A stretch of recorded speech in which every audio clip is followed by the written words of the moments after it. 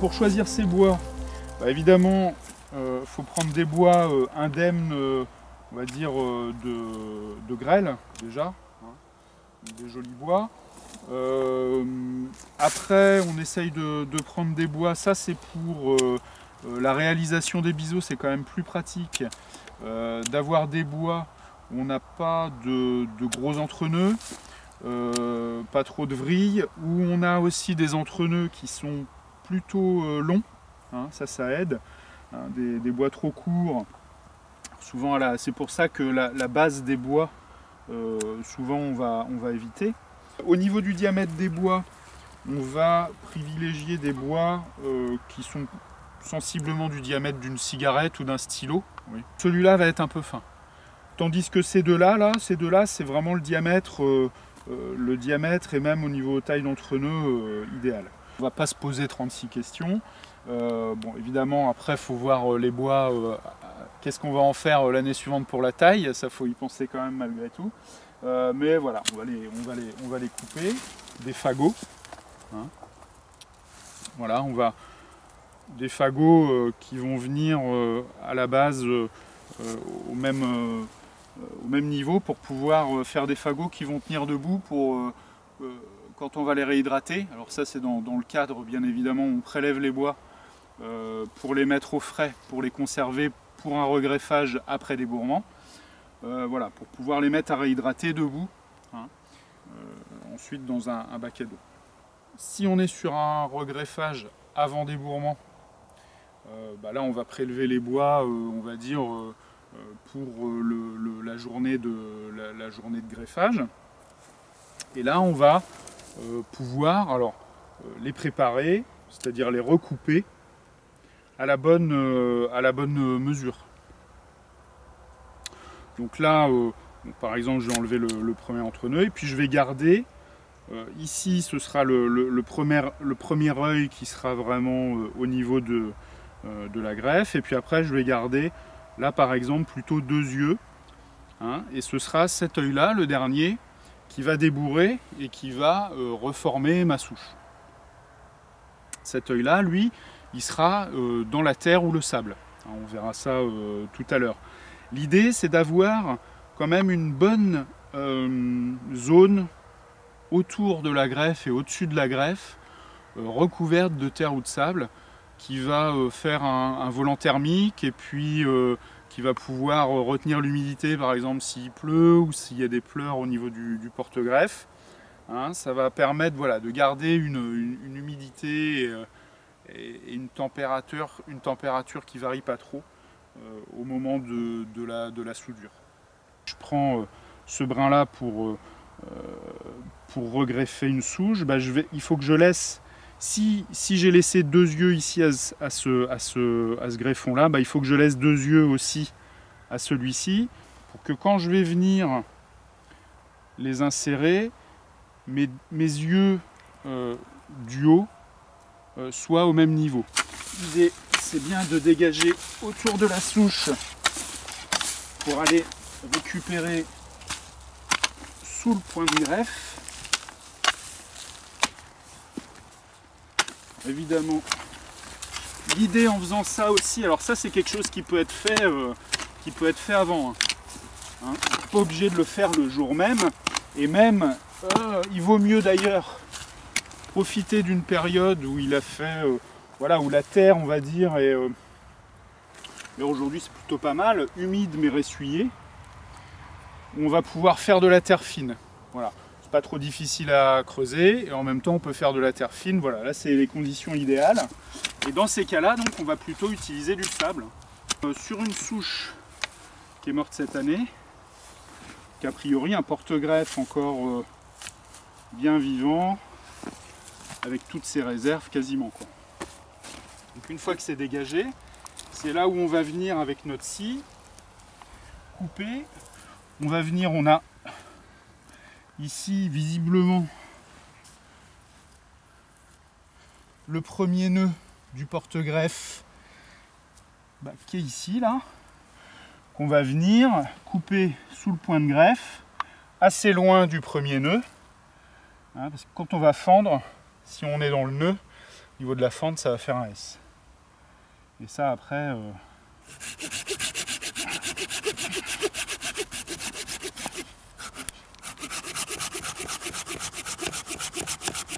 Donc on voit tout de suite que déjà la sciure elle est bien blanche, là bien crème, elle est belle. Et on voit que là au niveau du porte-greffe, bah, c'est nickel quoi. Il n'y a pas du tout de nécrose autour. Sauf là, il y en a une petite, mais limite c'est pas méchant. On va vraiment pouvoir venir fendre ici, dans les zones rondes, ici et là, et venir insérer nos greffons là.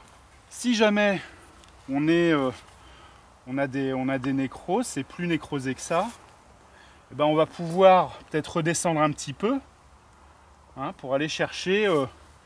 Des fois les nécroses s'arrêtent. Voilà. Après je vous dis, il ne faut pas trop redescendre, parce qu'après on va arriver dans le nœud et ça va être compliqué. On peut enlever aussi comme ça un peu la vieille écorce, vous allez voir pourquoi après.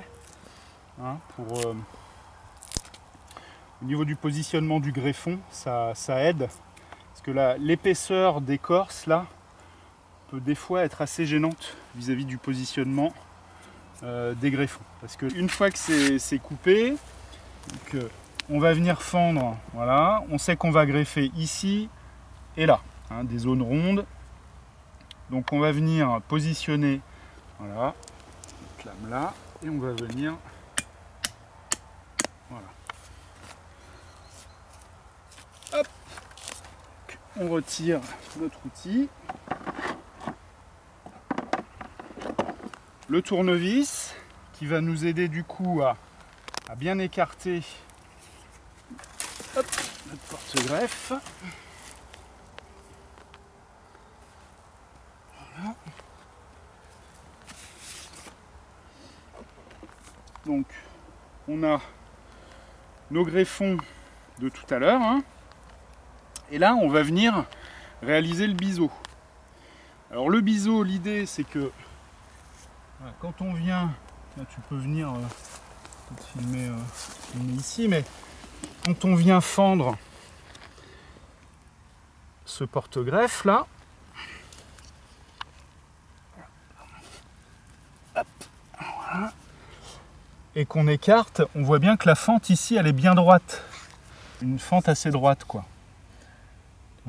Donc l'idée c'est vraiment de faire un greffon qui vienne épouser de façon très rectiligne cette fente. Donc faut vraiment que le biseau soit bien droit. Et ça c'est vrai que ça demande un peu d'entraînement quoi. Rares sont les personnes qui du premier coup comme ça chopent le geste et le font bien droit du premier coup. Souvent on a tendance en fait à faire bouger le poignet. Et du coup ça fait des vagues ou des creux au niveau du greffon. Et après il va y avoir des zones où il n'y aura pas de contact entre le porte-greffe et le greffon. Et du coup la greffe, donc le bois va débourrer, mais ça va sécher et la greffe ne va pas prendre. Donc là c'est vraiment le point délicat. Donc après voilà, on vient donner en fonction de son outil, on vient se positionner, donner un angle. Après c'est plus ou moins aigu on va dire. Voilà, mais l'idée c'est vraiment que c'est vraiment le bras qui tire et le poignet ne bouge pas du tout quoi. Voilà. Donc ça c'est vrai que c'est pour ça que nous on fait les formations plutôt on va dire novembre. Comme ça permet aux gens, alors éventuellement après quand c'est un peu long, on peut le raccourcir un petit peu, peut-être un peu long, voilà, tac, voilà l'idée. Alors là, on voit que ici, voilà, il y a une petite vague, alors on va voir, on va le positionner, mais ça permet de, voilà, ça va être pour le, on va dire pour l'exemple, comme ça aussi ça va permettre de voir éventuellement. Je vais vous montrer pour voir si au niveau du positionnement du greffon c'est bien mis ou pas. Donc toujours le premier œil vers l'extérieur, puisque la soudure va se faire sur la périphérie, ici, là, sur la périphérie avec le porte-greffe. Et donc, cet œil-là, il balance des hormones, il envoie des hormones qui vont favoriser la soudure. Donc toujours le premier œil vers l'extérieur. Donc avec le tournevis, c'est là où on va écarter. Il ne faut surtout pas, vouloir forcer. C'est vraiment le tournevis qui vient écarter le porte-greffe. Voilà, on positionne et ensuite on enlève le tournevis. Et voilà, il est positionné. Alors vous voyez, l'idée, c'est vraiment de venir mettre écorce contre écorce, greffon et porte-greffe. Alors pour vérifier qu'il y ait un bon contact ou pas, le fait de bouger le greffon comme ça, eh ben on va voir les zones un peu de faiblesse. Et là, effectivement, quand on bouge un peu comme ça, on voit qu'ici, il y a une petite zone, parce que j'ai fait un petit creux avec mon greffoir, il y a un petit creux, donc il y a une petite zone de creux ici, et ça risque de sécher. Alors là, je vais essayer de le rattraper un petit peu. Voilà, et vous voyez d'ailleurs, quand on écarte, on le voit tout de suite, ce petit creux. Hein, pour peut-être le réenfoncer un petit peu. Voilà. Pour augmenter un peu la surface de contact. Voilà. Voilà. Voilà. Mais, voilà. Alors c'est pas mal. C'est pas mal. C'est pas mal là de l'avoir réenfoncé. Voilà, je pense que là, on va le garder comme ça de ce côté-là. Et puis de toute façon, bah, l'idée, c'est que comme on a des porte-greffes qui sont adultes et qui sont assez larges, bah, on va pouvoir mettre 2 greffons. Donc on va pouvoir augmenter les chances de prise, on va dire, sur les 2 côtés. Alors, chose que j'avais pas dite aussi, c'est vrai que comme la soudure elle va se faire du côté de l'œil, c'est vrai que c'est pas mal que ce soit un petit peu plus large ici que derrière. Parce que si c'est, ou au moins aussi large, mais si c'est trop large derrière ici, et ben, derrière ça va venir ouvrir, ça va bâiller devant. Hein. Donc c'est pour ça que je donne un peu d'angle. Quand je prends mon greffon, je donne un peu d'angle. Et du coup, pour que ce soit un peu plus large du côté de l'œil. Donc on va redémarrer. Hop. Voilà. Hop. Voilà. Et puis on va positionner le deuxième. Hein.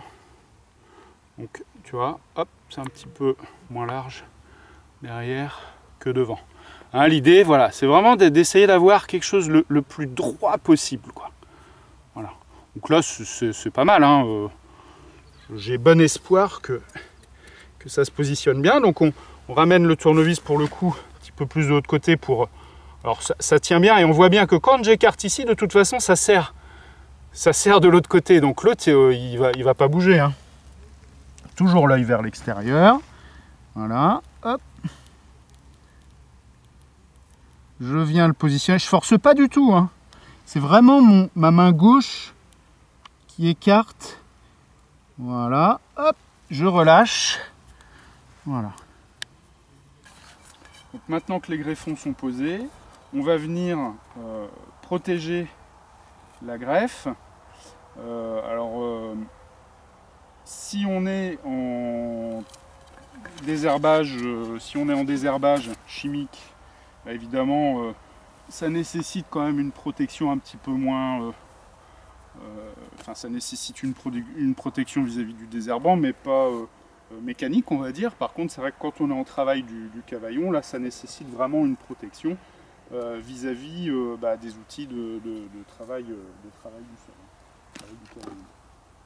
Donc là, classiquement, on peut utiliser deux marquants.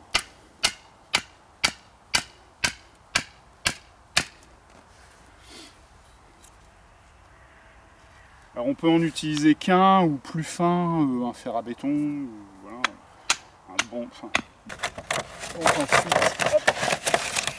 on enfile notre poche. Donc l'idée vraiment là, c'est de protéger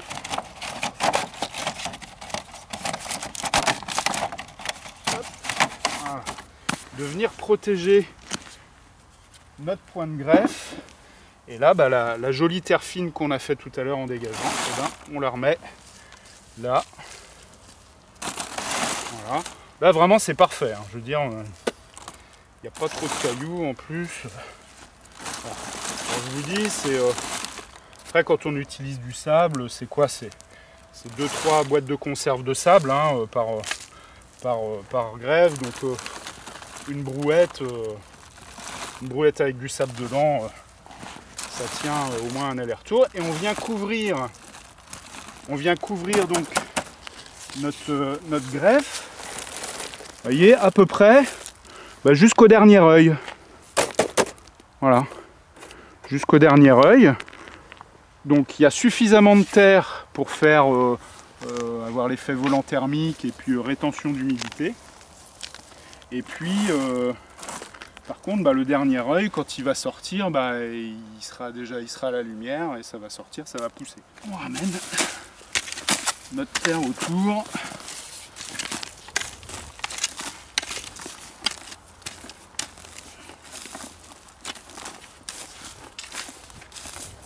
Donc, sur un chantier pour organiser un chantier de greffage, vous voyez, une fois que c'est fait, après pendant la saison, je dirais qu'on n'a pas forcément besoin d'y retoucher. Hein. C'est l'avantage d'ailleurs de la technique, puisqu'on est sur un porte-greffe qui est de toute façon en place, qui a des réserves, donc il n'y a pas besoin d'arrosage. Alors, quand on est sur des porte-greffes qui sont morts, là on était sur un cep mort de l'année. C'est vrai que si on est sur des porte-greffes, sur des ceps comme ça, là, qui sont morts depuis 2, 3, 4 ans, qu'on épuisé déjà pas mal de réserves pour leur survie, hein, parce qu'ils vivent, comme il n'y a plus de système végétatif, ils vivent sur leurs réserves, qu'ils épuisent leurs réserves, donc là, certains vignerons les complémentent avec un peu d'engrais, Au moment, voilà, vous voyez, puisqu'on dégage, et avant de remettre la terre, ils mettent un peu d'engrais autour, comme un complant, et puis ils remettent la terre avec un peu d'engrais. Mais sinon, après, voilà, donc après en saison, si la greffe est bien prise, ça va pousser comme n'importe quelle souche. Vous allez la coller, éventuellement la rogner, enfin voilà. Et c'est à l'été où là, effectivement, vous allez venir. Alors, à partir de l'été, on va dire, c'est pas mal l'été parce qu'on est sur de la terre souvent qui est sèche. Donc, venir enlever la poche. Dégager la terre autour de la greffe et venir affranchir les quelques racines du greffon qui ont pu être émises. Mais si la greffe est bien prise, de toute façon, le greffon est principalement alimenté par le porte-greffe, donc ça ne va pas réémettre beaucoup de racines. Mais voilà, c'est ça l'entretien principal, il est là. Enlever la poche, les quelques racines, et puis voilà. Hein. Et puis si les deux greffons ont pris, par contre, on choisit le plus beau et on enlève l'autre, on coupe l'autre. Parce que au bout d'un moment, le greffon il va grossir, il va revenir de la taille d'un tronc classique, et du coup il n'y a pas la place pour deux greffons en fait. On en met deux au moment du greffage pour multiplier les chances de reprise par deux, mais après une fois que c'est pris, voilà, on n'en garde qu'un.